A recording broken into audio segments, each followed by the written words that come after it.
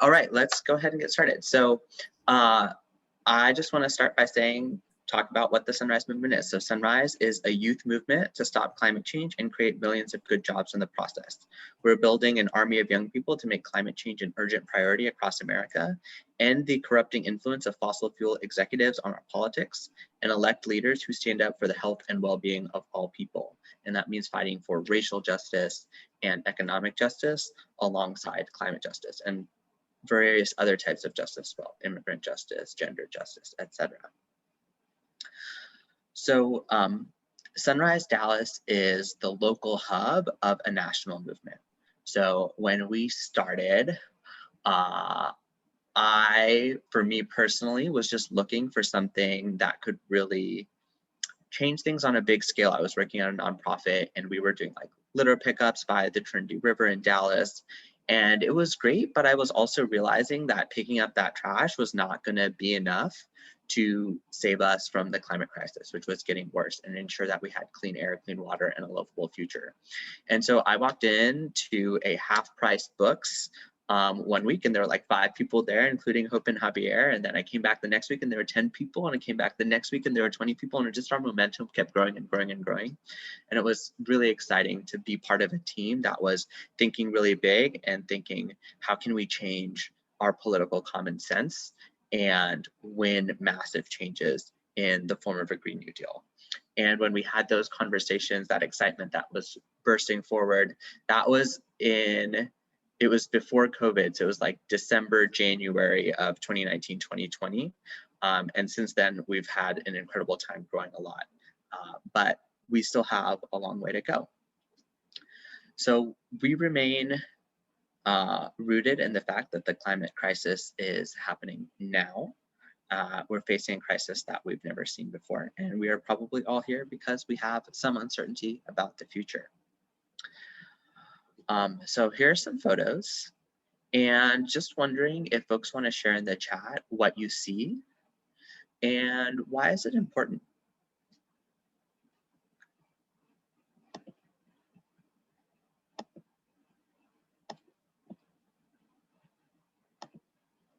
Seeing flaring.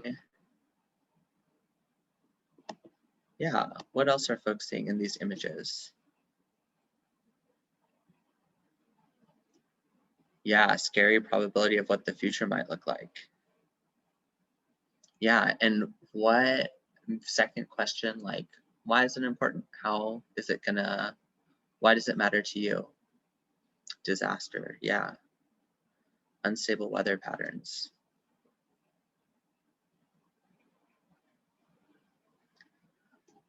Yeah, I know when I think about these things, I really worry about my home and my family. My family is from India, and right now, both of my parents are actually in India and are very much in the thick of the COVID crisis there. They both personally know people who have passed away in the last couple of weeks. But more broadly, you know, in India, the air quality is like so bad that the smog blocks out the sky. And when I visited, just like had our family reunions kind of stuck indoors because the smoke was so bad. And my family doesn't always have like access to clean drinking water. And so what I'm always reminded of is, yes, the climate is changing, and yes, that is like going to lead to terrible disasters. And it's, yeah, just like what Gabby said, it's about my family and my little cousins, want them to have a healthy world to live in. These things ultimately affect us in our personal lives and in our families and in our relationships. Cool. So we like kind of know what's going on, what the challenges are. And there's so many ways that the climate crisis affects our world here in Dallas. You know, Dallas has like a water system that's like really based on a certain amount of rainfall and being able to capture that to prevent flooding and to ensure we have drinking water. As it gets hotter, those summer days where it's like 100 degrees and you can't do anything, there are going to be more and more of those days. And so that's why we have to have a really strong strategy.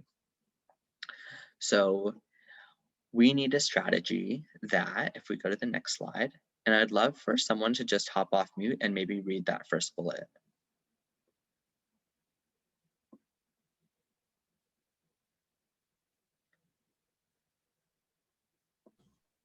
fight against the phenomenal power the fossil fuel industry has over our politicians and every facet, did I say it right? Facet of our way of life. Yeah, absolutely. Those fossil fuel executives are buying out our politicians. Does someone want to read the second bullet? Builds Bill, towards. Go ahead. okay, builds towards large-scale mass movement, including all walks of life.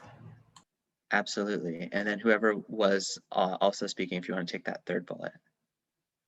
All right. Fights against racism and classism, which keep historically marginalized communities from leading movements and seeing their concerns echoed by the movement demands. Yeah, absolutely. Thank you so much all for sharing. Do folks have any questions about this strategy? Yeah, I love that last point. Thanks, Huey. Yeah, I have a question. How do y'all plan on achieving that last point? Yeah, absolutely. There's so much to do. I think there are a lot of things happening in Sunrise to really center Black voices, working class voices, the voices of people of color. And one example that I will share off the top of my head right now is that there's a group of Sunrisers who formed a Black caucus and brought forward demands to the organization. And the staff right now, I'm actually like part-time on staff. Once that information was shared with all of staff, every department like went through and said like, how can we meet these demands to make our movement stronger? And on the specific team that I was on, we changed the training structure of the program to focus on collective liberation and what that looks like. We incorporated changes to the way we are doing actions. So in the past, Sunrise has done a lot of actions where we like stand in front of a hall of power, and our kind of what we're understanding is like that speaks to people who are like more privileged and who like understand or like maybe more familiar or more comfortable with politics. So we're starting to experiment with different types of actions that are more community centered. And then there's a lot of leadership transition happening. So Sunrise, to be honest, was started largely by folks who are white and largely by folks who had a lot of class privilege. And there's like a leadership transition process that's happening now where those people are like handing over Sunrise to the next generation that is more multiracial and cross-class. So I know that's like not a complete answer, and I know that there's like a lot more to do than that, but that's kind of the state of things within Sunrise at the moment. Yeah, Hope, go for it. Also, just to give some context, if you put a star in the chat, or if you write the word stack in the chat like I just did, that is a good way to just let us know that you wanted to share something. Yeah. And just to like kind of add to what Sunny said, like every hub is different. And so our hub, I think, is especially trying to create a group that is reflective of our community. And I think we definitely want to expand that and keep improving and like working on that. But also, I think it's important to say like that the policies that we're pursuing are very much like focused on like achieving equity across race and across class as well. That's why I mean, we're going to get into like the Green New Deal specifically, but my favorite part of the Green New Deal is this idea of a just transition where, you know, everyone, whether you are in the working class or you're someone who works for fossil, like for oil or gas or coal, or, you know, people who typically get left behind whenever we have some sort of economic shift. The Green New Deal says like no one should be left behind, and this just transition will supply like education and training and resources both on the federal level and a community level. So that way, when we transition from fossil fuels to renewable energy, you know, we're bringing people with us and we're empowering people as opposed to like leaving them behind. So yeah, I think it's also important to note that the legislation that we're pushing for is also focused on that too. Thank you, Hope. That is so true as well.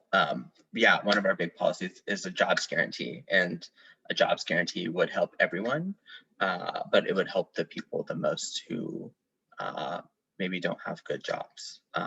And yeah, just because like the system that we live in makes it so that there are a limited number of good jobs, and we need to change that. So I want to just like say a few things real quick about the slide. And as we move forward, so these ideas in our strategy, they show up in our principles. So for example, we are a movement to stop climate change and create millions of good jobs. We say this because we're not talking about abstract things like saving the planet or polar bears, but things in people's lives. We are Americans from all walks of life. We mean this, we're trying to build a movement that like encompasses all of the diversity that is the US, including people who are undocumented or migrants. And we stand with other movements for change. We keep our eyes on the prize, and that means being allies with other movements. So with that, let's move on to talk a little bit about what the Green New Deal is. And Eric, your question about how to fight the fossil fuel industry, I think will be covered a little bit more here. So the Green New Deal is not a bill or even just a resolution. It is a new political common sense, a governing agenda, one in which the government cares for the common good. And one reason the Green New Deal is different than anything we've seen before is because it crosses so many issues. It's not just more solar panels. It touches on issues across the political spectrum and speaks directly to the people who have been lost in the past efforts to take on climate change. So a few quick facts so that we're on the same page. The Green New Deal resolution was a resolution introduced by Representative Ocasio-Cortez and Senator Ed Markey. It's aspirational. It's not a piece of legislation. It's like a vision for what the future should look like. It was introduced in February of 2019 and I think gathered over 100 co-sponsors. And then it was reintroduced as Green New Deal sort of like 2.0 just a few weeks ago. And yeah, that current resolution is a statement of values, and a big problem requires a comprehensive solution. We're advocating for a transformation of society, and we want to, if we wanted to talk just about climate change, we'd focus all our energy on like solar panels or technological solutions that draw carbon out of the air, but we want more. We want to shift from an economy that is extractive to real climate justice, and the Green New Deal is a vehicle for us to get there. So here are some takeaways of what the Green New Deal includes. Do folks want to go one by one off of mute to just read these?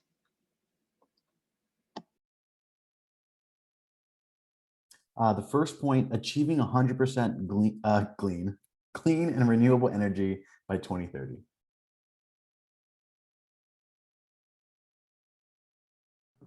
A job guarantee for everyone. Investments prioritizing frontline communities.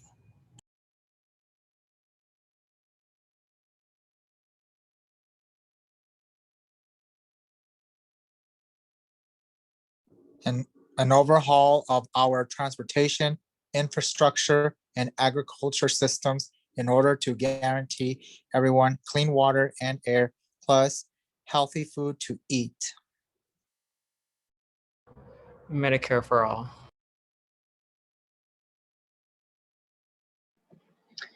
And much more. And actually, yeah, I think I want to really highlight the jobs guarantee because I think that is maybe my favorite part of the Green New Deal now that I've like learned more about it. Just this past year has been so hard with not having work, people who you know who are not getting work or who are getting work, but it feels dangerous because of COVID, or worrying about family members or friends losing work. And just if we had a system where anyone who wanted a job could get a good job that has benefits, that pays a living wage, that has the opportunity to join a union and was doing like good work, like helping take care of communities, building renewable energy, like protecting the land, like it would just make life so much better. And I just wanted to highlight that. Okay, let's go to the next slide. So I just want to say the Green New Deal is a framework which many groups and people can see themselves under. It has a lot of room for interpretation. For example, the Red Deal is an Indigenous climate plan that builds off of the Green New Deal but centers Indigenous sovereignty.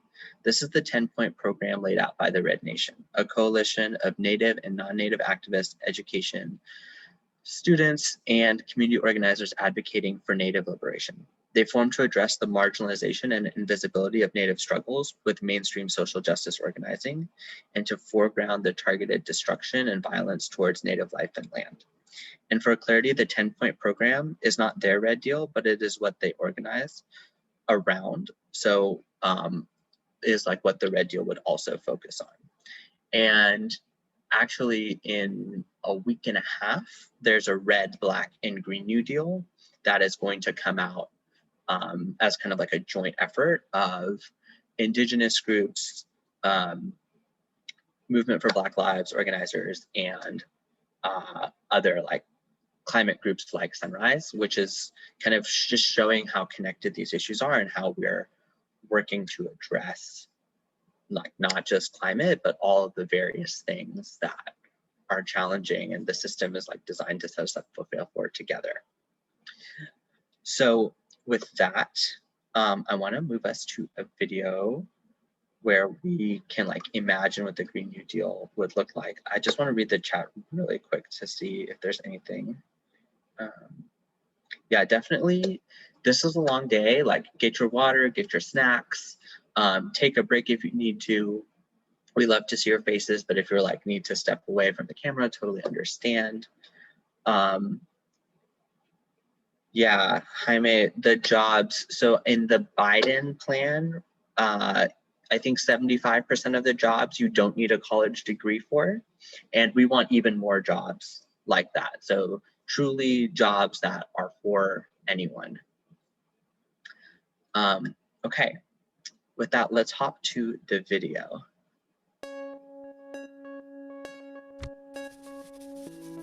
The bullet train from New York to DC. It always brings me back to when I first started making this commute.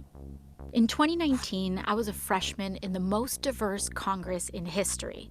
Up to that point, it was a critical time. I'll never forget the children in our community. They were so inspired to see this new class of politicians who reflected them navigating the halls of power. It's often said, you can't be what you can't see. And for the first time, they saw themselves. I think there was something similar with the Green New Deal. We knew that we needed to save the planet and that we had all the technology to do it, but people were scared. They said it was too big, too fast, not practical. I think that's because they just couldn't picture it yet. Anyways, I'm getting ahead of myself. Let's start with how we got here. 1977, New York. A senior scientist named James Black made a presentation about how burning fossil fuels could eventually lead to global temperatures rising 4 or 5 degrees Fahrenheit. Within 2 years, one of the world's biggest supertankers was outfitted with a state-of-the-art lab to measure CO2 in the ocean, gathering more data about global warming. Guess who was doing all of this research? ExxonMobil, the oil and gas company. Oh yeah, Exxon knew this whole time, as did our politicians. 10 years later, James Hansen, NASA's top climate scientist, told Congress he was 99% certain that global warming was happening and caused by humans. That was 1988, the year before I was even born. So did Exxon listen to the science, including their own? Did they change business models, invest in renewables? No, the opposite. They knew and they doubled down. They and others spent millions setting up a network of lobby groups and think tanks to create doubt and denial about climate change. It was an effort designed to attack and dispute the very kind of science they themselves had been doing. And it worked. Politicians went to bat for fossil fuels, and these massive corporations kept digging and mining, drilling and fracking like there was no tomorrow. America became the biggest producer and consumer of oil in the world. Fossil fuel companies made hundreds of billions, while the public paid the lion's share to clean up their disasters. We lost a generation of time we'll never get back. Entire species will never get back. Natural wonders gone forever. And in 2017, Hurricane Maria destroyed the place where my family was from, Puerto Rico. It was like a climate bomb. It took as many American lives as 9/11. And in the next year, when I was elected to Congress, the world's leading climate scientists declared another emergency. They told us that we had 12 years left to cut our emissions in half, or hundreds of millions of people would be more likely to face food and water shortages, poverty, and death. 12 years to change everything. How we got around, how we fed ourselves, how we made our stuff, how we lived and worked, everything. The only way to do it was to transform our economy, which we already knew was broken, since the vast majority of wealth was going to just a small handful of people, and most folks were falling further and further behind. It was a true turning point. Lots of people gave up. They said we were doomed. But some of us remembered that as a nation, we'd been in peril before. The Great Depression, World War II. We knew from our history how to pull together to overcome impossible odds. And at the very least, we owed it to our children to try. The wave began when Democrats took back the House in 2018, and then the Senate and the White House in 2020, and launched the decade of the Green New Deal, a flurry of legislation that kicked off our social and ecological transformation to save the planet. It was the kind of swing-for-the-fence ambition we needed. Finally, we were entertaining solutions on the scale of the crises we faced without leaving anyone behind. That included Medicare for All, the most popular social program in American history. We also introduced the federal jobs guarantee, a public option including dignified living wages for work. Funnily enough, the biggest problem in those early years was a labor shortage. We were building a national smart grid, retrofitting every building in America, putting trains like this one all across the country. We needed more workers. That group of kids from my neighborhood were right in the middle of it all, especially this one girl, Ileana. Her first job out of college was with AmeriCorps Climate, restoring wetlands and bayous in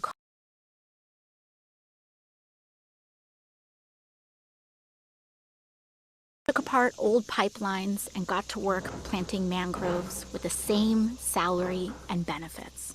Of course, when it came to healing the land, we had huge gaps in our knowledge. Luckily, Indigenous communities offered generational expertise to help guide the way. Ileana got restless, tried her hand as a solar plant engineer for a while, but eventually made her career in raising the next generation as part of the Universal Child Care Initiative.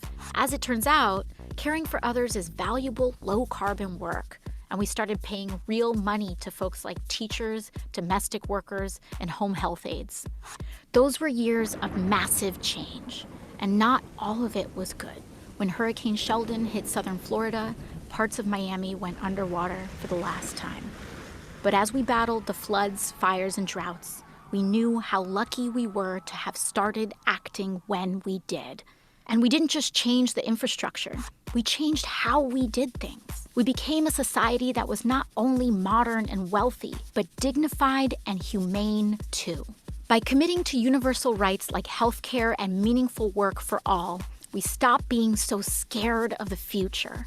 We stopped being scared of each other, and we found our shared purpose. Ileana heard the call too, and in 2028, she ran for office in the first cycle of publicly funded election campaigns. And now she occupies the seat that I once held. I couldn't be more proud of her, a true child of the Green New Deal. When I think back to my first term in Congress, riding that old school Amtrak in 2019, all of this was still ahead of us. And the first big step was just closing our eyes and imagining it. We can be whatever we have the courage to see.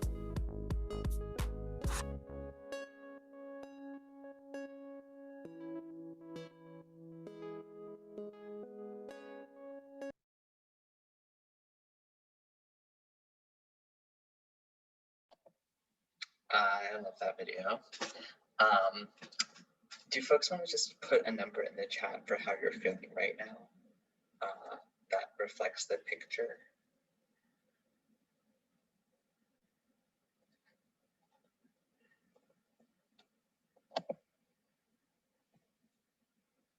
Yeah, I'm seeing 3, 6, 5, a lot of 6s. Yeah, a lot of folks feeling empowered. 3s, 5s, and 6s, love it. And I would love to hear from just like 1 or 2 people. How do you see yourself in the future of a Green New Deal? Feel free to just come off mute, maybe if you haven't shared yet.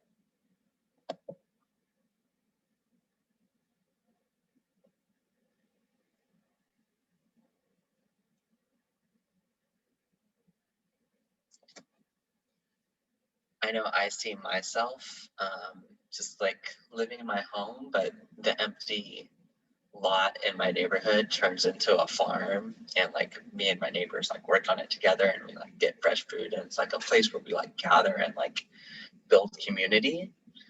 And there's a road that is like the main road that's like close to where I live is like a 2-lane road that's like really wide, like it could be 4 lanes, and instead of being like a 2-lane road, it would like be shrunk down, and there'd be room for like biking slash walking slash scooters, like something other than cars.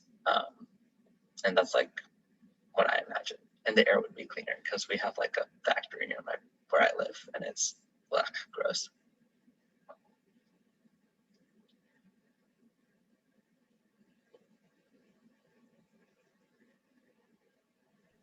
Yeah.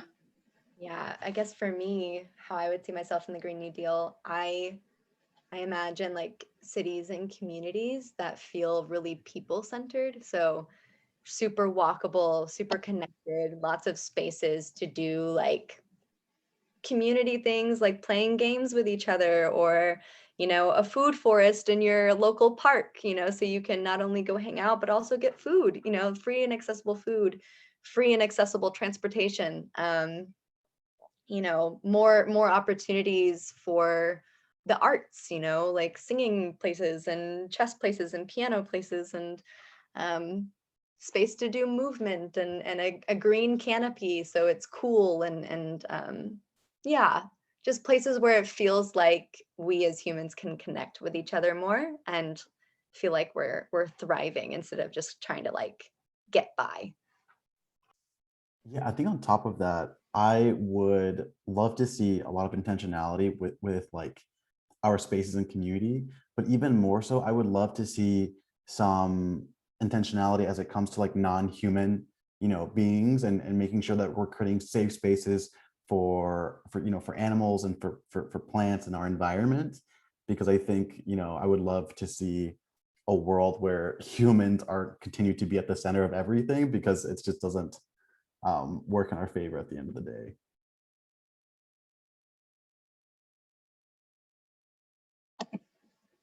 All right, let's go to the next section, which is like, what's stopping the Green New Deal and how do we overcome that? And I think Eric, yeah, I think this whole section, the whole like next hour and a half, will like get to the like, how do we defeat the fossil fuel executives?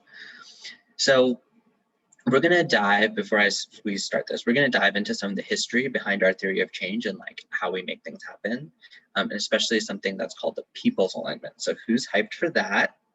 Put some pluses in the chat, or just like throw some hands up. Love it. And I just want to give a quick disclaimer. So there's like history in this section. At the end, you're not going to be tested if you remember the names or the dates. And one way to make people not learn from the past is to make people feel like they have to know it all. And we don't care what you know, or like if you remember the dates or the names, but we want everyone to see the patterns, because the patterns show us that when regular people and powerful politicians have aligned values, society's common sense changes. And in that history, there's power. And as we go along, if you have other examples, feel free to add those as well. Okay, so key beliefs. Stopping climate change requires massive government action over an extended period of time. And yeah. Okay, next one. Okay. But massive government action on this scale is super different. Sorry, I'm just having a technical issue. Give me one sec. Yeah, massive government action on this scale and at the scale we need is not part of the common sense of our society. It's not part of our political common sense. So that's the work that we have to do, is changing that common sense. Right now, society believes that solutions are created by the free market and the economy and not the government. And hopefully that's changed some with this past year and COVID and how we've seen the racial injustice in our country. And even the solutions that are being proposed, a lot of them, they don't reach the scale that we need. And it's not just coming from the Republican Party. Both political parties have been proponents of weak, watered down solutions that prioritize profits over people. And some people even see the Green New Deal this way. So let's remember that massive government action to stop climate change isn't part of the common sense yet. And that's the task we have in front of us. Our goal is to shift that political common sense and create the political landscape in which a Green New Deal is possible. So let's review. Stopping climate change requires massive government action over an extended period of time. And government action at this scale can only be carried out by changing the political common sense. Do folks have any questions so far?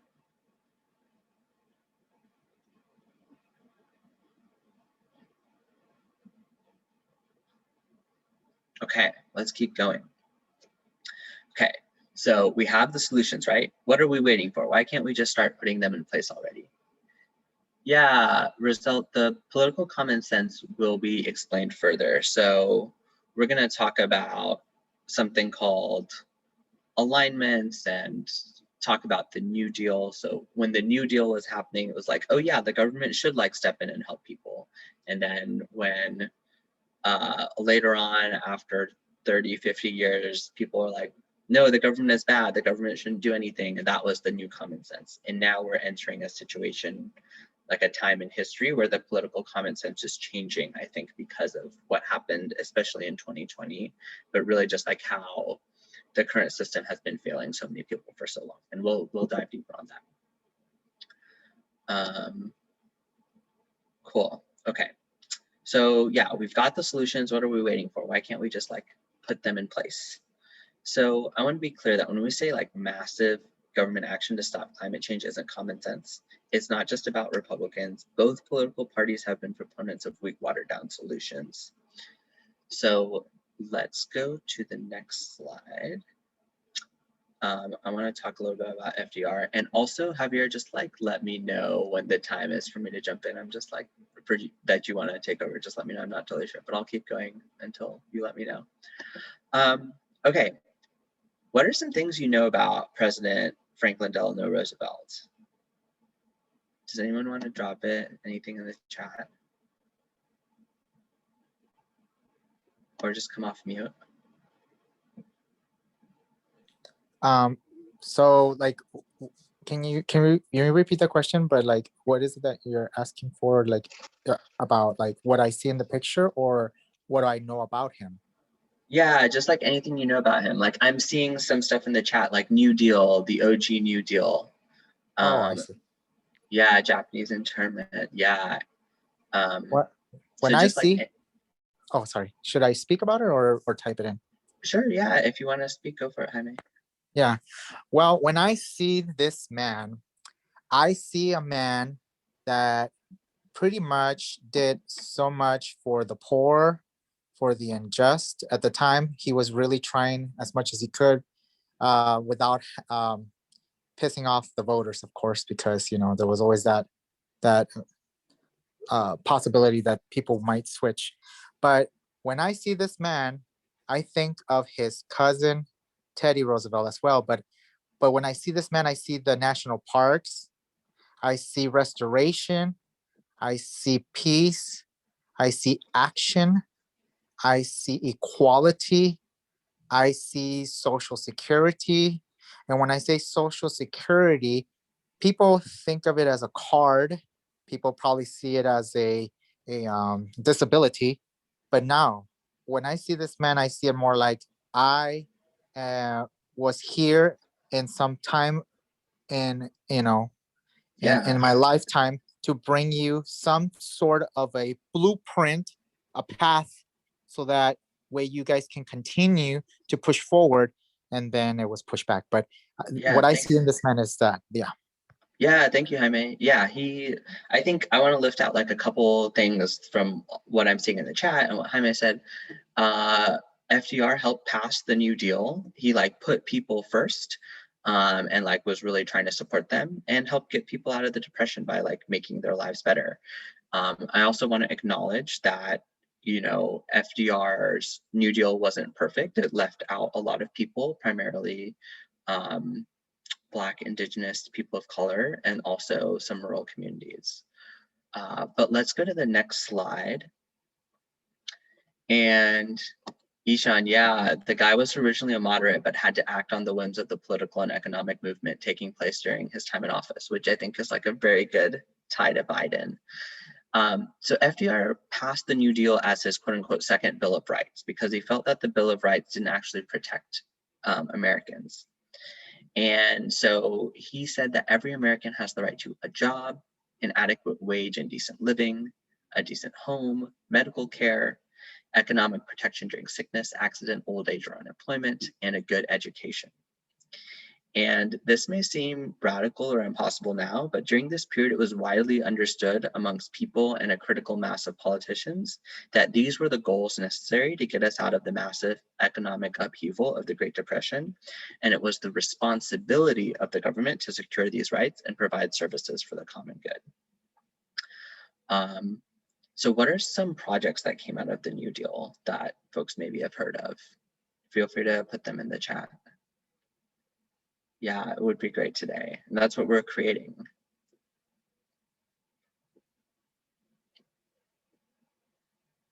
Yeah, Social Security, absolutely.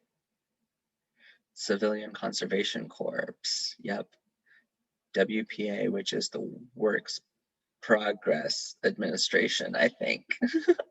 Yeah, let's go to the next slide. So the New Deal got better labor practices like weekends and minimum wage, like it's a weekend. And social security nets or social safety nets like Social Security, anti-monopoly laws, environmental regulation and farming programs, Federal Housing Administration, the Works Progress Administration. So like lots of great programs that employed people and made people's lives better.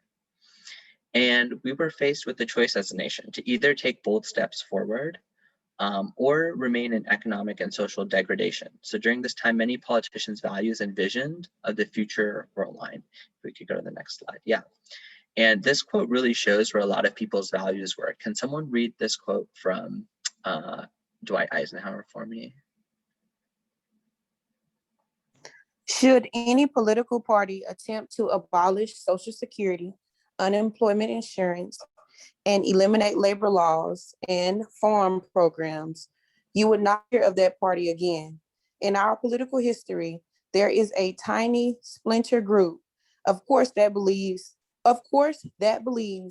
you can do these things. Their number is neglectable, and they are stupid. President Eisenhower, 1954.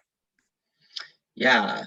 And does anyone know what political party Eisenhower was in?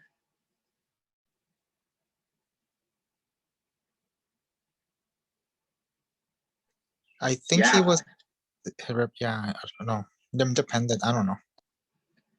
Yeah, I will just say that I did not know the answer, but I know because I have it in my notes. He was a Republican. So even though he was of a different political party than FDR, the political common sense had changed so much that like all politicians were supportive of like the government doing these types of things because it was the political common sense. And because enough politicians and people shared these values, we saw systemics change. We saw their morals reflected in the policies of the time. So let's go to the next slide. And then Sunny, I can go ahead and take it from here, but I know you know a lot about the political alignment, so feel free to chime in whenever. Totally, I will chime in if I can add more. Yeah, for sure. And then I'm also going to take a moment real quick. If Hope, you can put in the membership form and the link tree in the chat. I know we have a lot of people who have come in since we've started. And if anyone else who would like to get that info, it will be in the chat. So we just talked about some commonly held values. Those were translated into policies. We see, oh wait, what's going on? Oh, gotcha. When those were translated into policies, we see here, our society really changed for the better. But this didn't come out of nowhere. This wasn't FDR's, brainchild here. The New Deal was built and fought for by a lot of people. It took many groups pushing politicians and society in a new direction. It wasn't just done by one person. It was a common understanding of how government needed to work. That's why we use the New Deal as the example of what we call alignments, because it is hard to visualize. Luckily, a group called Beyond the Choir created this visual that you see on the slide to help us see it a little bit better. Political alignments are made of both movements and of particular institutions and groups. When a political alignment becomes dominant, it is able to define a common sense of society, going back to that political common sense that we were talking about. The movements can include social movements, but they can also include economic, faith, cultural, and a lot of other movements and groups. There are also groups that operate outside of those movements, but share similar goals. I want everyone to understand that an alignment is not the same as a coalition. Sunrise has participated in many coalitions while here in Dallas, but coalitions are usually a bunch of groups sitting in a room together and setting up common goals or planning an action together, like the Youth Climate Strike, or Sunrise planning other climate strikes with other organizations, or just showing solidarity with another organization. Many groups and movements sharing values and finding common ground in a broader vision for the future is basically what an alignment is. So let's look at the New Deal alignment with this framework in mind. So this is the New Deal alignment. So what do you notice about the groups and movements in this alignment? If anyone wants to come off mute or put in the chat of what they notice just from seeing this little chart.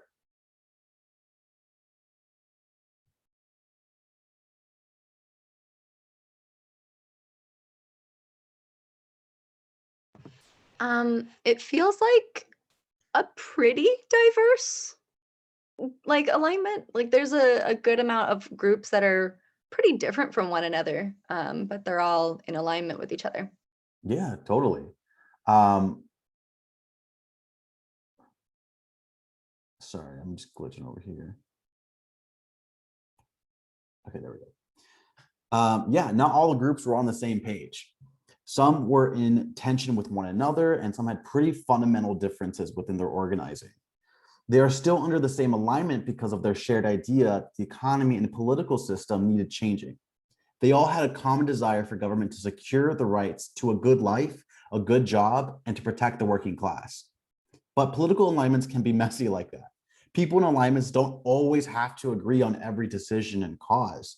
We all have to navigate that and still show common values and vision for government.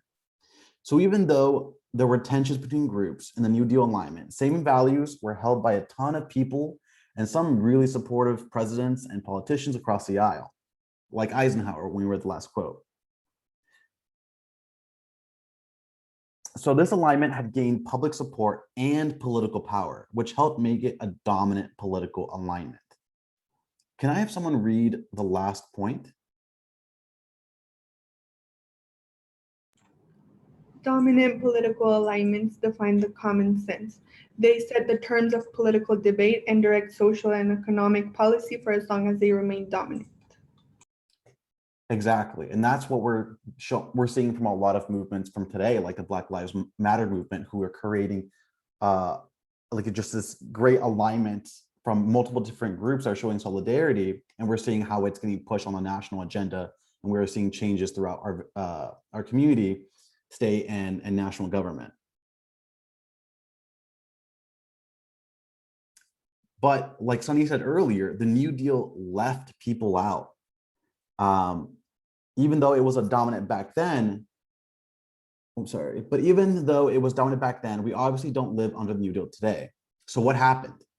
Well, the reality is that even though the goal of the New Deal policies were to guarantee rights to every man, unfortunately, every man really meant every white man. The reality is the New Deal left people out. The benefits of the New Deal didn't apply to Black Americans, Chinese and Filipino laborers, Japanese Americans, or to a lot of women in the same way. Sometimes these policies even made segregation and discrimination worse. For example, the FHA, or the Federal Housing Administration, exacerbated segregation by excluding Black families and neighborhoods from loans. Agricultural and domestic workers were excluded from Social Security, and farming subsidies were not inclusive to immigrants or African Americans. So there's still a huge wealth gap and land owning inequality in that industry today. Remember the tensions between groups that we mentioned before? Well, these critical differences started to break down the very foundation of the alignment. The cracks really started to widen around the late 1960s. And what was going on during the 1960s? You see a lot of stuff for the civil rights movement and people protesting against the Vietnam War. During this time, many liberals started having pretty critical differences. Some who were younger started moving away from the economic populism of the past because they hadn't grown up in a time of heavy bank regulation. So while there were anti-war and anti-segregation, they still supported big banks. So a schism emerged in the New Deal alignment. There were the traditional pro-union, anti-Black Democrats who were older and staunch supporters of the New Deal. Then there were those who were increasingly pro-social justice, becoming politicized around the 1960s and rejecting the nation's racist notions of the old New Deal. So the racism of the New Deal really caused it to start splitting apart, starting with Nixon, but especially with Reagan. Republicans saw this fracture as a political opportunity. As the New Deal alignment began to break apart, they saw an opportunity for a new political alignment. And we call that the Reagan alignment. So this is what the Reagan alignment looks like. We're gonna really go into diving deep here because this alignment is still around to this day. What are some of the values that you see within this alignment? If anyone wants to come off mute.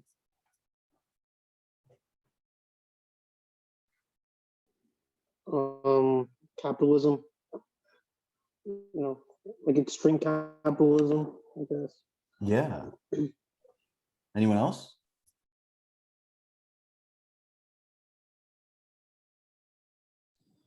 I can see there is a lot of, well, there's some racism in there, encouragement of it. Absolutely. And what I wanted to add with the capitalism would be also in the racist side too, because it would be more like only certain groups would be benefiting from the actual capitalist idea.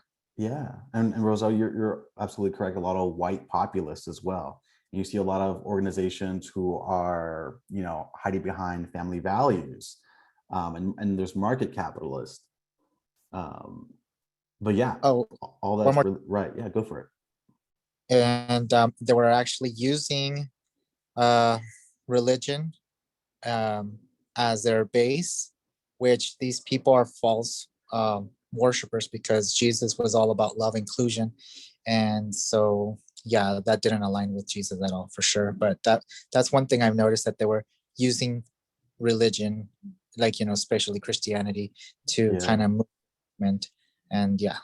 Yeah, no, that's a really good point. And I know that me and Hope especially have had so many conversations about that. And that's a whole nother can of worms, but that's so important so that you're on the dot there. Yeah, we need to take Jesus back. That's for sure. So the Reagan alignment accomplished these couple of things: destroying the social safety net, neoliberal trade deals like NAFTA. It accelerated military spending. It started the war on drugs and mass incarceration. There was a rollback in environmental policy and the massive wealth inequality and the gap that continues to grow. So yeah, it caused a lot of bonkers shit. So it was, we're still feeling a lot of the effects today. One of the most important strategies that held all of these diverse interests together in one alignment was racism.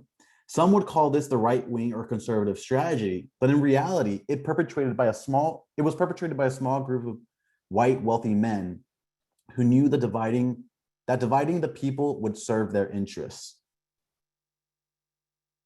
So we're going to go ahead and watch a video that we think really helps explain concepts like dog whistle racism and the Southern strategy pretty well.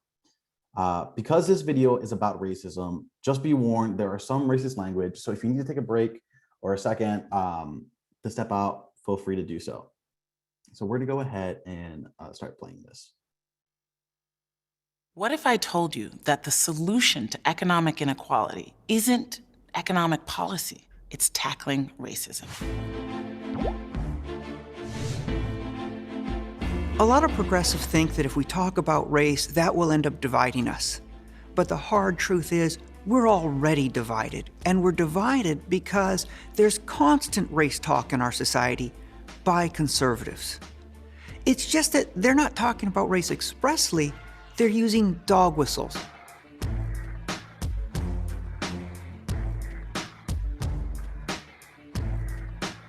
Think about a term like illegal alien, Makers and takers, welfare queen, entitlements, freeloaders, people who just want free stuff, inner city crime, drug testing for welfare recipients. What color faces do you associate with those terms? Or think about terms like the silent majority, the heartland, real Americans, hardworking taxpayers. What color faces do you see with those terms?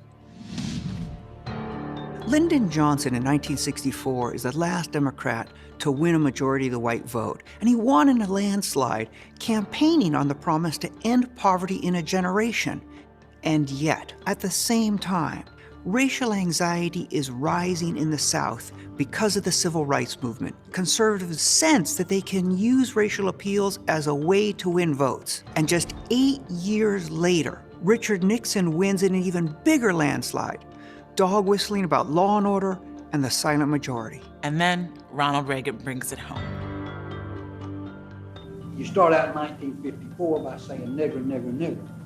By 1968, you can't say nigger, that hurts your backfire, so you say stuff like force busing, states' rights and all that stuff.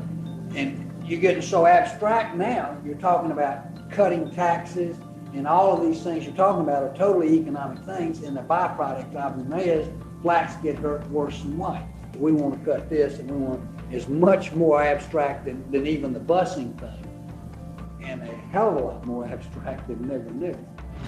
He's able to convince many Americans to actually side with the preferences of the 1% by making fear of people of color tied to our very idea of government. I've always felt the 9 most terrifying words in the English language are, I'm from the government and I'm here to help. And if government is the problem, Reagan said, then trust the marketplace. And easy as 1, 2, 3. You have the policies that have created massive wealth inequality, all sold to the American public through a narrative of racial resentment. Racism is the belief in a hierarchy of human value, that some people are just worth more than others. And that doesn't just affect the people who are seen as worthless, because in a country where our fates are linked, as long as we believe in a hierarchy of human value, some of us will always end up on the bottom. Everything progressives want, reigning in Wall Street, building a new infrastructure, cleaning up the environment, free college. Everything progressives want depends on us having government on our side. And it's exactly race that leads us to fight against each other, that leads us to distrust each other and to resent government, and in turn, to give control over government to the very rich. Some progressives right now think that if we solve the problems of economic inequality, racial disparities and racism will go away. I think it's actually the opposite. We can't solve economic inequality and change the politics of our country without addressing racism.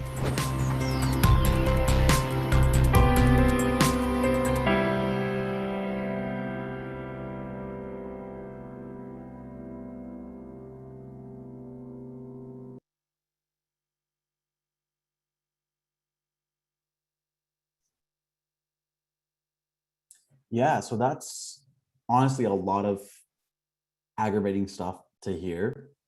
But I would love to hear what are some of the responses some of you guys might have over watching this video.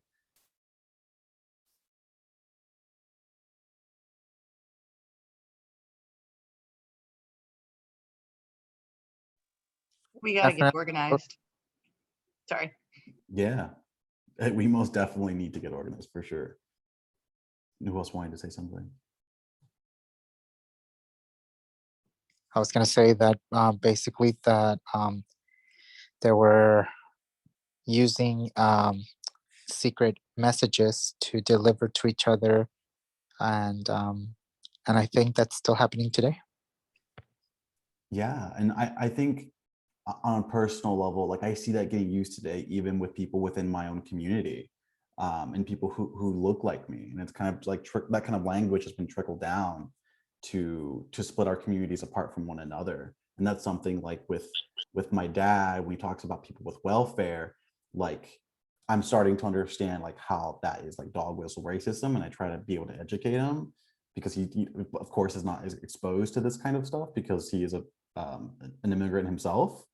But yeah, it really affects a lot of different people. But yeah, that's good to hear from you guys. So I'm gonna go here. And actually, Hope or Sunny, could I get you guys to share the slides just so I can monitor the script and the. Yeah. Which slides am I sharing? So it's going to be I think the first link. The first link? Okay. One moment. Yeah, opening, yeah. Let me pull it up and I'm gonna screen share. Sorry, y'all, Zoom is hard when you're doing all this stuff. Okay, let's see, where are we? I'm just gonna scroll down. Wow, we've covered so much. How is everyone feeling? Everyone wanna take like a deep breath? That's a lot that we just went over. Okay, I think I've got us back on. Perfect. Yeah, so let's zoom into a specific example of Reagan's alignment today and some of the biggest forces stopping the Green New Deal. Fossil fuel billionaires are blocking progress. There are some handful of people who have put a lot of effort and money to make sure that things stay the same. Fossil fuel executives have mounted a deliberate decades-long strategy to protect their profits and block progress on climate at the expense of our survival, at the expense of frontline communities. And here's the thing, fossil fuel billionaires, the elites, the people who make billions of dollars in profit don't want anything to change. And they are willing to let millions of people die and live in poverty, turn people against each other so that they can keep making money. We talk about them using a four-pronged strategy. We're gonna look into that and one by one to look at how fossil fuel billionaires have redefined our common sense to make climate inaction and denialism politically possible, at least for the moment. So their first strategy was that they deceive people. First off, they are deceiving the people. And we're going to look at an example of ExxonMobil, the largest private oil company in the world. They are just one dramatic example of a company that internally knows or knew what they're doing is awful. So In 1978, Exxon actually had one of the best research in the world for climate because it is a company full of scientists and they understood the product that they sold. Can I get Kayla? Can I get you to read that quote for me? Sure. That man has a time window of 5 to 10 years before the need for hard decisions regarding changes in energy strategies might become critical. Yeah. And that's like kind of immoral, basically. So yeah, from there, let's go forward a few years. Let's go to the next slide. And then can I get Eric, if you want to read this quote?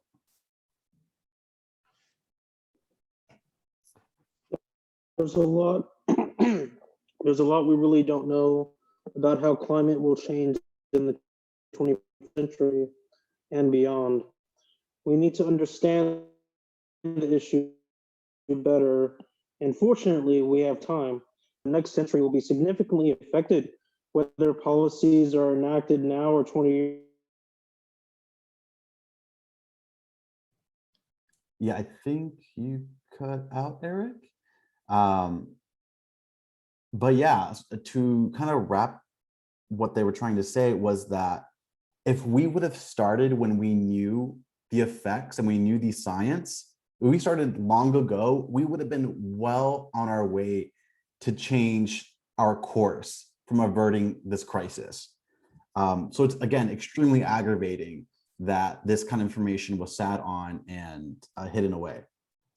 But as the science caught on to them, they had to change their tune again. Can I get Gabby to read this quote? Sure. CEO Raymond is no longer seeking to deny the science behind climate change. Instead, he simply predicts an endless rise demand for the fossil fuels in his company sells and maintains that there is nothing that Yeah, there's nothing that can be done to alter that. Yeah. So they just decided to stick their heads in the sand. And I wish that was all, but it was only step one of how fossil fuel executives blocked climate progress. Let's go to the next slide. So step two in their strategy was to buy out the politicians. That's right, buy out the politicians. I want to introduce you to two people who have become a face for fossil fuel influence. They're not the only ones, but they're an example. So, and you may have heard of them, you may have not. Basically, they're two old white guys called the Koch brothers. Although David died in August 2019, Charles and their foundations continue this work. Their company, otherwise known as Koch Industries, makes money from refining oil, coal-fired power plants, pipelines, and other such industries. Their father contracted with people like Hitler and Stalin. They had a combined net worth of $86 billion and decided to spend it opposing policies that would stop them and their friends from making more money. Let's go to the next slide. So the Koch network spent $750 million in the last election. They didn't spend much at all on the presidential race, so the vast majority went to congressional and statewide races. This is just what we know about campaign spending in the 2016 election. They are essentially operating as a third party. This is unheard of in modern American politics. Although Koch brothers have supported many Republicans, Democrats have taken a significant amount of fossil fuel money, but the Koch network is far reaching and they have their hands on a lot of different people and places and industries. The result of all this spending is that one, any Republican who takes a moderate position on climate change or lots of other things for that matter gets hit with attack ads and a challenger for the upcoming primary. And two, even plenty of Democrats are taking money from fossil fuel interest, either in Koch network or elsewhere. There's plenty of dirty money to go around. They've been building up their network for decades, and now their spending is at an all-time high, and it's finally paying off.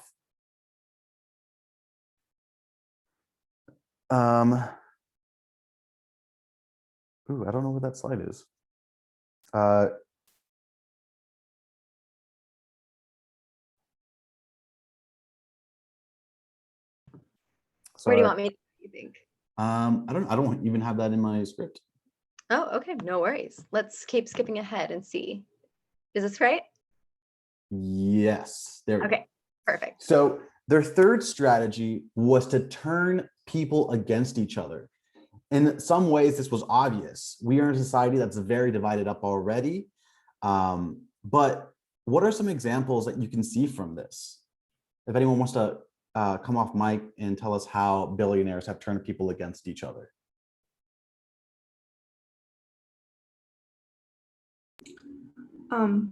I just wanted to say that I definitely see that not only like people in general, but in families. Like my family is definitely divided. My grandparents watch certain news stations, and my uncle another one, and I think that's the way in which they divide us. Yeah, and that's crazy because if it's anything like my family, like we're also like a Latinx family, and we have I'm a first generation American, and I have a lot of aunts and uncles who've immigrated here. But it's crazy how when you can come from an immigrant background, but be so entrenched in a lot of propaganda that we get here in the South, that they start to pick up on that and believe that, and to start going against their own interests. So yeah, I totally see that even on a family level. Yeah, I would say else? clothes.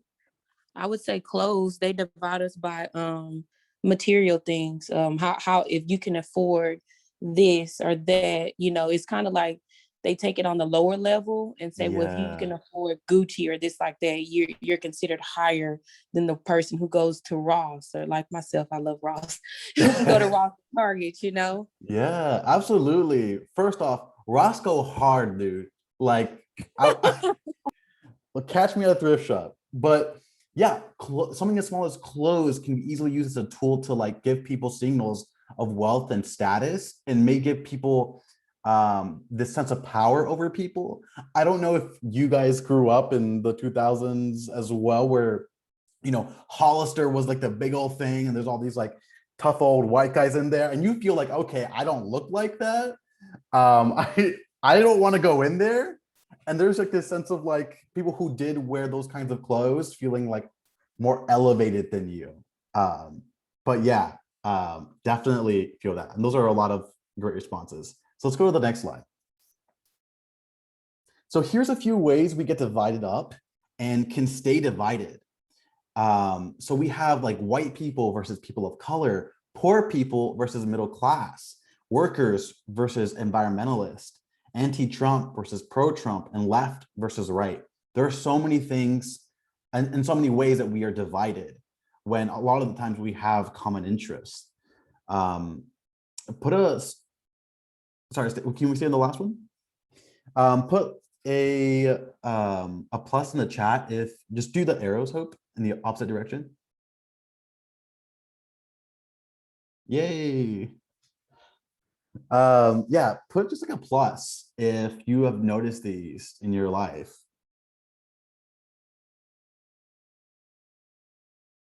Yeah, absolutely. I'd be surprised if you didn't see these kinds of things. The fossil fuel executives benefited from the way we were divided. They made sure that every time we talked about environmental regulation, that there was a narrative that it was hurting workers and coal miners and putting them out of a job. And we've heard that. And the communities of color in polluted neighborhoods, that they brought it upon themselves, that they need to work harder, they need to be more educated to get themselves out of that situation. And we disregard the conversation of, you know, things being put in these communities because they don't have resources and because they're easy prey. But yeah, now we can go to the next slide now. So their fourth strategy was to consolidate power in government. And once they split us apart from each other, it's easier to do the last thing, which is, again, consolidate their power. Let's go next slide. So Trump's government was ripe with fossil fuel money and beneficiaries. There are so many examples of this that we can go through, literally dozens of people. But let's give this one example. In March, this recording surfaced. It's a secret recording of a closed-door meeting for oil and gas executives. It shows them literally laughing about how much influence they have. Can I get Jaime, if you want to read this? Yes, okay. President and CEO of Independent Petroleum Association of America, Barry Russell, says, "It's really a new thing for us. Last week, we were talking to EPA Secretary Pruitt, and in about 2 weeks, we have a meeting with Interior Secretary Zinke. So we have unprecedented access to people that are in these positions who are trying to help us, which is great. It's really a new world for us and a very, very helpful." Yeah. Can I get let's go with Hope. Hope, what do you feel after this quote? Ugh, I want to throw up. Yeah, it just feels so such a violation of trust, because the whole point of the EPA is to monitor and regulate and ensure that industries like the petroleum industry are not violating our rights and not destroying our environment. And so the fact that they're like hand in hand, like if someone who is supposed to keep you accountable is like best friends with you, like it's not going to be held accountable, right? So it just feels like undoing the purpose of the EPA. And it just makes me feel like, I don't know, sometimes people are like, the government doesn't work, but it's like, no, the government could work if we just got like money out of it, like, because the EPA worked brilliantly when it first started. But when you have infiltration from corporate interests like this, then obviously it's going to undermine their work. Yeah. I mean, I think you're right on that. Let's not put fossil fuel executives in the EPA to monitor their own actions. But yeah, let's go to the next slide. So in review, the fossil fuel billionaire strategy is this. Again, deceive the people, buy out the politicians, turn people against each other, and then consolidate power in government. That's crazy. And their strategy has been working, and we're still feeling the effects of today. Let's go to the next slide. So put a number in the chat for how you're feeling after hearing all of that.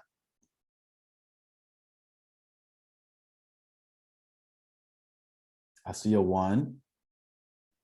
Gabby has some harsh words to throw on Twitter. I see, I get it, been there. Ishan, 1.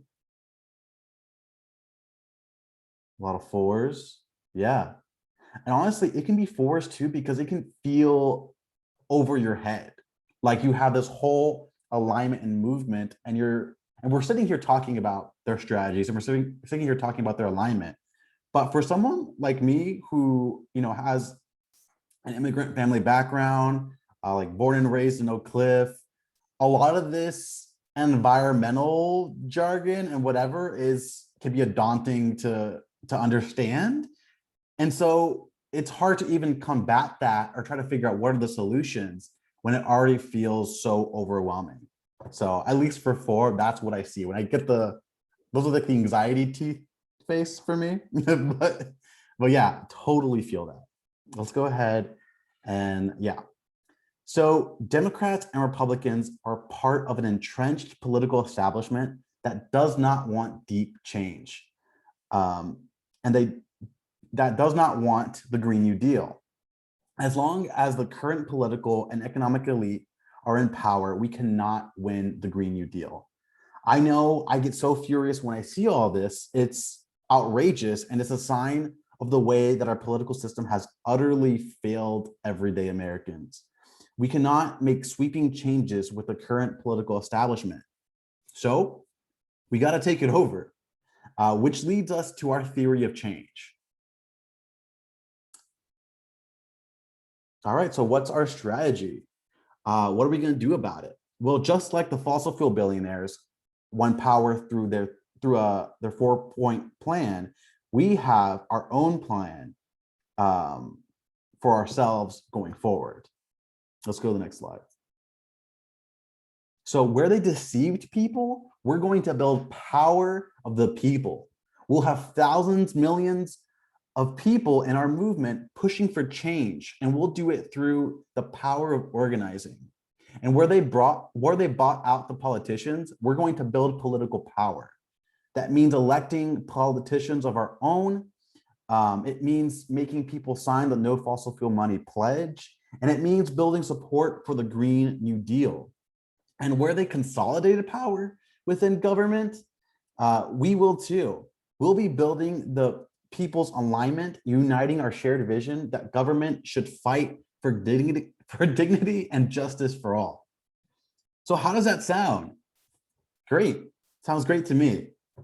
So here are three parts of the theory of change.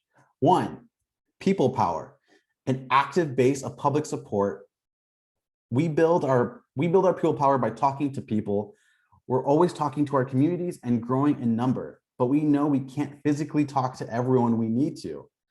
So we also grow our people power through escalated more protests so we can reach more of the public. And we need political power. We need a huge critical mass of enthusiastically supported public officials. We do this by voting out the corrupt elected officials and voting in real leaders who stand with us and represent our community. We will build political power by changing the stances of elected officials through applying pressure to them. And then the people's alignment, movements and groups united by the shared vision of our government that fights for dignity and justice for all. Let's go to the next slide. So the people's alignment believes in dignity, justice, and equality for all, and believes in a strong government action to protect the common good. Next slide. Where do we already see some signs of the emerging people's alignment? Like, what's changing for the positive? Does anyone have anything that comes to mind? Like, what are some good signs that we're on a path forward? Something that I'm seeing, which is cool, is a shift in how environmentalists are talking about environmental problems. And I think it's becoming like more common sense that environmental issues are really strongly tied with social issues and racial issues and economic issues, and that we can't actually solve environmental issues without solving those other problems too, and that we shouldn't. We should solve them knowing that they're all connected and that they're all important. Which is really, really exciting, because I think talking about a people's alignment, I think that brings more people into the movement where they can see themselves a part of it, because when we talk about, polar ice caps melting and polar bears, of course that's very sad, but someone who's a working class person just trying to put food on their table is probably not going to have time or room in their life to think about that. But if we can, verbalize it in a way where it's like, we're talking about jobs, we're talking about communities where you can thrive, we're talking about safe air and water and food for your children. These are things that people can identify with and that tangibly make people's lives better. So I think that shift in how we look at climate change and environmentalism in general is really exciting to me. Yeah, absolutely. Does anyone else have anything they'd like to add of what kind of changes they're seeing in the world, in our country, in our community? That seems like a good sign.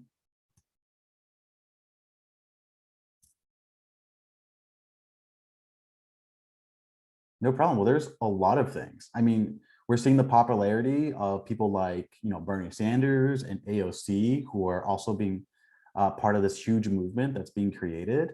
You see more Democrats shifting towards the left. And you're seeing more people question if that shift is performative or not, and really holding them accountable. We see the strong movement of Black Lives Matter highlighting the racism that underpins society, and Black caucuses coming in with demands not only for organizations like Sunrise, but I've seen it all across the nation, and it's so empowering to see. And we're seeing a lot of polling data that keeps showing higher support for so-called radical things like Medicare for all or a Green New Deal.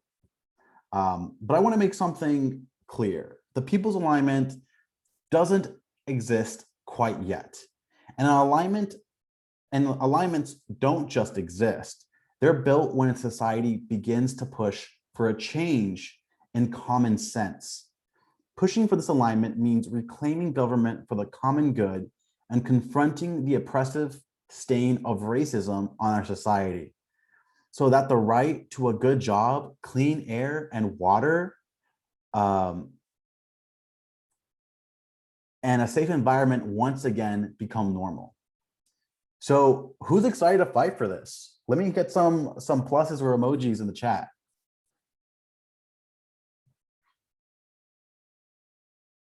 A plus plus, 10 out of 10. Party, plus plus. Dope, love to hear that. Yeah. It's going to take all of us in this room and a lot of people within our communities to really step up and make this common sense that it is. Let's go to the next slide. So what does the People's Alignment actually look like? Well, like I said, it's going to take so many different kinds of organization and communities and groups, and those groups are going to have tensions with each other. It'll be social movements, but it'll also need to be a lot of other groups too.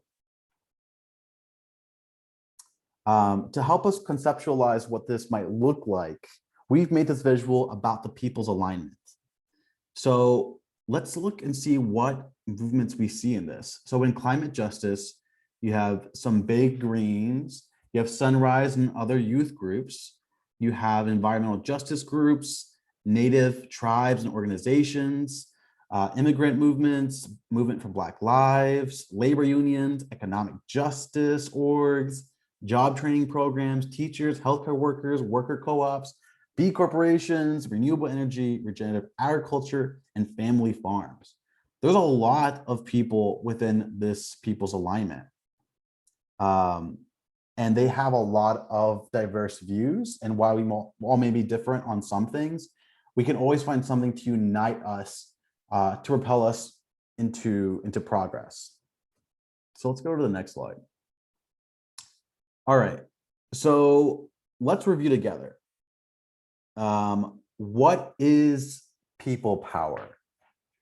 Sunny, you want to tell us what people power is? Sorry, working, couldn't find the mute. So yeah, people power is just like having a lot of people who are part of your movement. Yeah, it's pretty simple. Right? Okay. No, you're good. And then Hope, and I'm picking on you guys because you guys are do a lot of stuff with Sunrise. Hope, how have you seen Sunrise use people power? Ooh. Well, I think we've definitely used people power to shift public perception of the problem and the solution. I think Sunrise has done a pretty good job of like that.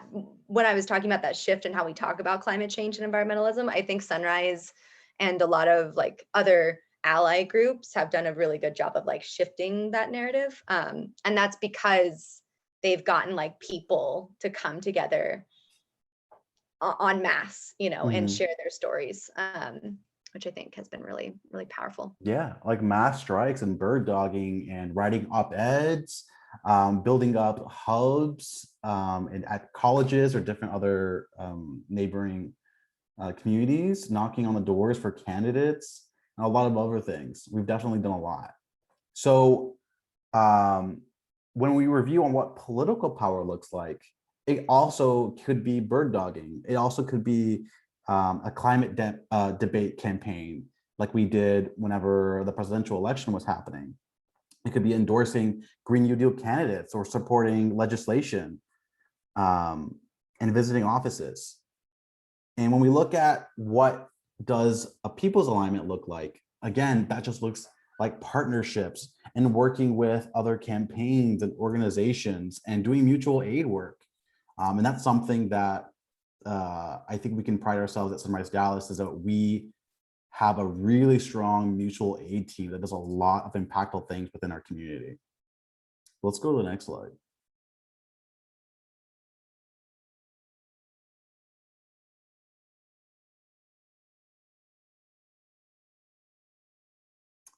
Yeah, so our job is to bring the climate movement and supporters of climate action to the people's alignment.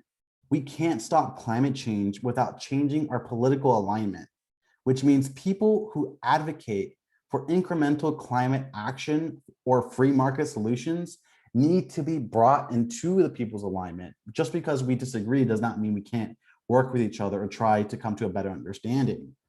It also helps make sure that the emerging people's alignment has reason to place trust in the climate movement. And we do that through keeping all of our messaging rooted in our values of dignity and equality for all people. This means that we're not trying to fight every fight. No movement can fight every fight. And believe us, we've tried, and it's very hard. We need to have faith in the power and ability of other movements to bring everything that we have to the people's alignment, while we bring everything we have. So the number one thing we need to do is build a strong and powerful climate movement and bring it to the people's alignment. Next slide. So let's get straight into it. Right now, we're in a crisis of historic proportions. We've never seen anything like this before. Not only a pandemic that's sweeping through the country, but also a collapse of our economy and people being out of jobs. Again, there is so much happening in this world, and there's so many ways that we on this call have been affected. If anyone would like to come off mute and share how they've been affected about all this chaos that's been happening lately, feel free to do that or type something in the chat. I know for myself, I was managing a food truck with a buddy of mine, and when the pandemic hit, we really had to bench the truck, and that was something that we worked really hard on. And it wasn't until a couple months ago where we decided to move it to Austin, and and tried to build another foundation there with it. But it was just hard for us. Like, it was hard, the fact that we needed to consider moving and having that loss of income. But I know so many other people have also had it rough too.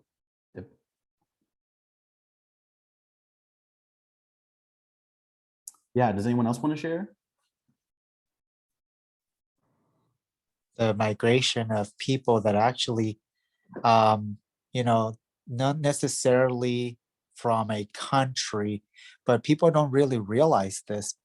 We have immigrants that are actually within our own borders, people that had to migrate from Louisiana to come here temporarily when the hurricanes came, people from Houston that had to migrate here because of the hurricanes, then people that actually migrated here to Texas because of the fires from California, and so on and so on. So basically, just listening to all of the things that are happening, the chaos, the floods, and then people relocating and then meeting somebody and then watching cars with license plates like, from these states that are being severely damaged from, weather, climate change.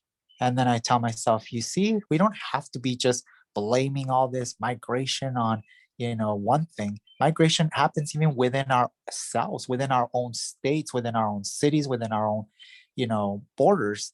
And so it's, so that's just, and then watch, the children. That's another thing. Nobody even thinks about the children. Children. As a popular Simpsons quote, what about the children? It's super important. And there are so many things within the chaos that are happening You know, as well with, you know, the COVID and it being a national emergency, people are losing jobs, people are having to migrate. We are having immigration issues along the border. We are having a loss of species and habitat still. There's a lot of stuff happening, and it can be overwhelming at times. Hope, could I get you to go to, that's next slide, please. Next, skip this slide. Dope. Okay. So in this moment, facing these crises, it's time for us to do the same thing again. The case has never been clearer for a Green New Deal, a massive investment in our economy. Next slide.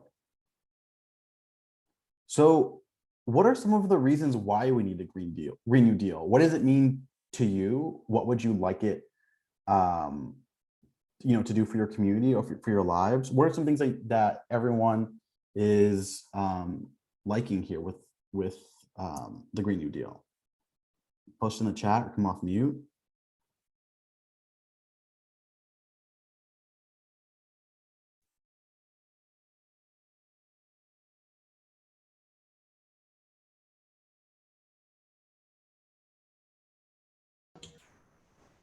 Yeah, we'd love to hear from anyone, especially if you haven't spoken yet. So feel free to type it in the chat or come off mute. I was gonna say that to me, since I'm from Colombia, we're next to the Amazon rainforest, and to me it would be great if the big companies could stop cutting down trees and making our lives here around these forests harder. And I have a lot of family members and friends who are not wealthy, so they are really seeing the effects of that.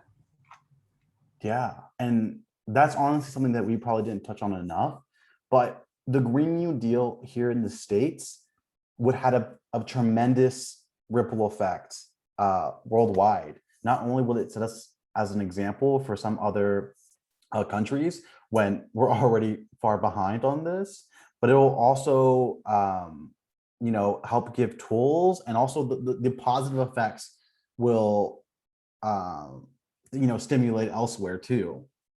So yeah, that is really powerful to hear. And I think it's important to also mention that, like, one thing that I really like from the Green New Deal is that you know, it's all encompassing and it is an ever moving goal. It's not like we're going to do this and everything's going to be fixed. Justice is a journey, and I love the fact that it acknowledges that.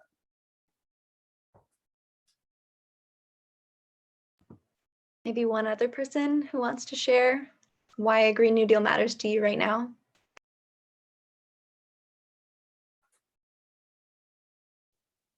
For me, a Green New Deal means that in the future, I won't have to worry about whether or not like my livelihood is going to be at stake, or my children's livelihood, or my parents' livelihoods, because of something that like we can control. So yeah. Yeah, definitely. And I think a lot of people have felt that as well. And honestly, I think by the climate crisis getting addressed, that we can all take a deep breath and be able to focus on so much more that this world has to offer. For myself, I was originally a film major, and it was something that I really loved, but the lack of climate actions I saw from our government was really disappointing, and it really pushed me to come into this fight.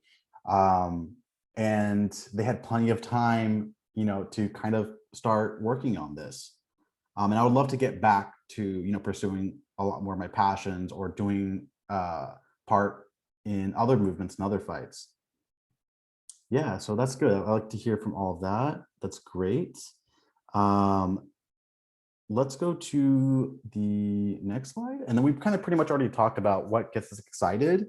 So does anyone have any questions for any of the things that we've learned throughout this first section? I know it was a lot of information, and it's totally okay if it just went in one ear and out the other. We want to be a foundation for you guys, and we're also learning too. So yeah, any questions, we would love to hear them. Real quick, Javier, is this the end of the first section? Yes. Perfect. So we are, the next section isn't supposed to start until 2. So maybe might I suggest that we take questions and discuss until like 1:50-ish, and then we can take a break for people to stretch, get some water, go to the bathroom, and we'll come back at 2. Does that sound good to everyone? Sounds good to me. Okay, awesome. So yeah, So- if you want to ask a question, just throw a star in the chat, which is just the number 8 with the shift button. All right, going from Sunny. Sorry, I was just doing that as an example. Oh. Yeah, it can even be a comment or a concern. Yeah, we got Jaime first. Yeah, so I'm very excited about this whole project, but also like with this help, the city of El Paso, the citizens in El Paso, to be able to relocate and remove the oil refinery that literally sits right in the middle of the whole city. Literally, you guys look it up, just look up the oil refinery in El Paso, Texas. It literally sits right in the middle of the city, surrounded by everybody who, of course, at that time when they were building the refinery was all low income Mexicans. And so so what I'm trying to say is that is it possible and can it be included in this new deal where we can actually have that oil refinery removed, shut it down, go take it somewhere else far, far away? Yeah, I would love to hear from Sunny from this because he's from El Paso himself. Yeah,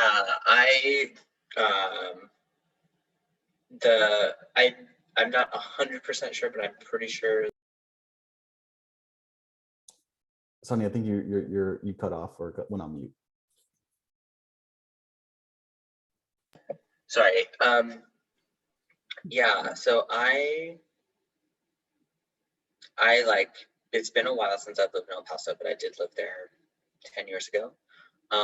And if I'm remembering correctly, there's, yeah, I mean, like you said, there's like a facility like right in the middle of the city, and it is like, everyone knows that it spews out a lot of really bad air pollution, and then it like blows across the city. So like one side of the city really gets it pretty badly, and the other side I think is like not as affected.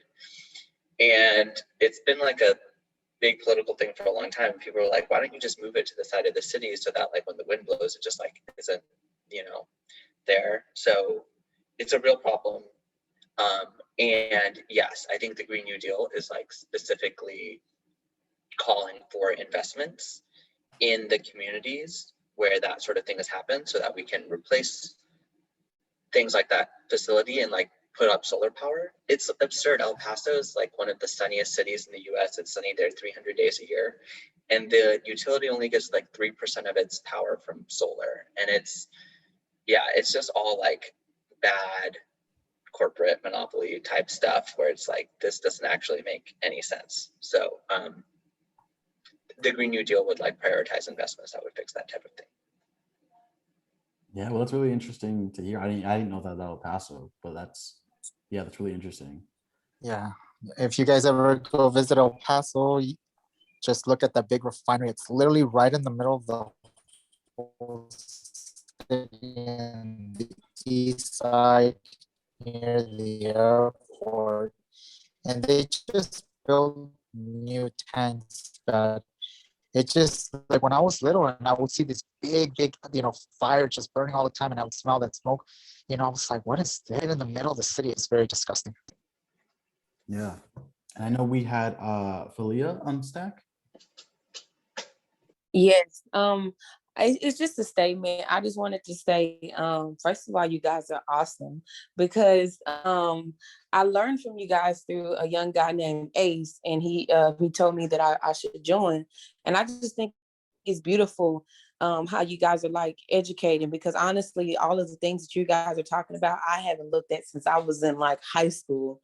So it's nice to have people to take out their time to reteach myself, because I'm not I don't know how to teach myself. I need others to help me out, you know? So I just want to say, like, this means the world to me, for you guys to put this program together and for me to watch and clearly understand. You know, I could tell you guys didn't just throw this presentation together. I just want to say great job to anybody who had anything to do with it. You guys are awesome.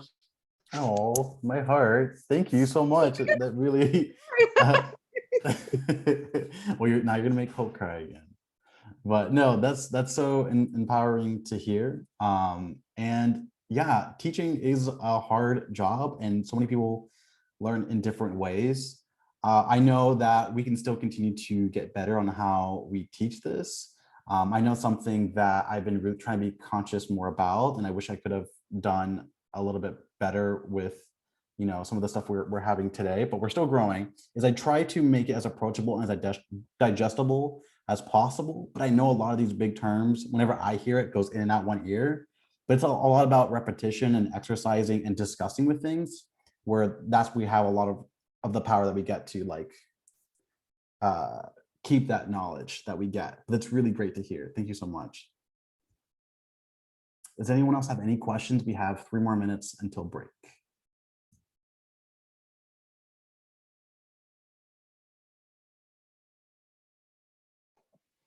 Eric, I saw your question about Coronado neighborhood. Is that like Coronado High School area in El Paso, or is this something different?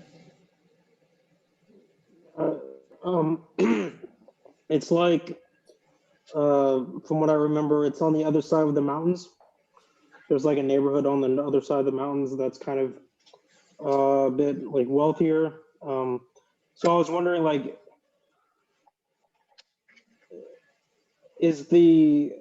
where the refinery is located, are they not affected as much as the other side, like nearer to like downtown and stuff?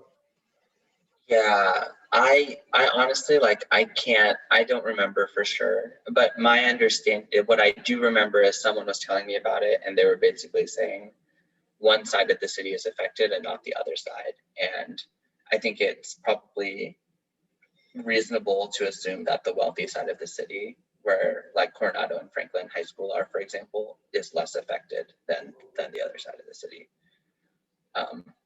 But yeah, again, I don't know that for sure.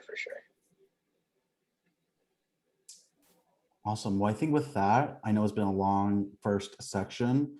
So let's go ahead and go on a little bit of a break. I'm going to play a song, and then by the end of the song, we'll kind of just reconvene and go into the next part. Yes. Cool. And then Javier, can you press stop on the recording? There you go. Perfect. Thank you guys so much. Okay, so it is 1:49. Our next section starts at 2 o'clock. So take 10 minutes to go to the bathroom, get a drink of water, step outside, pet your cat, anything that makes you feel good. And we will be back at 2. I will stay on here if y'all want to ask me any questions. But yeah, we'll see you guys back here too. Since it's still recording, just as a heads up, I don't know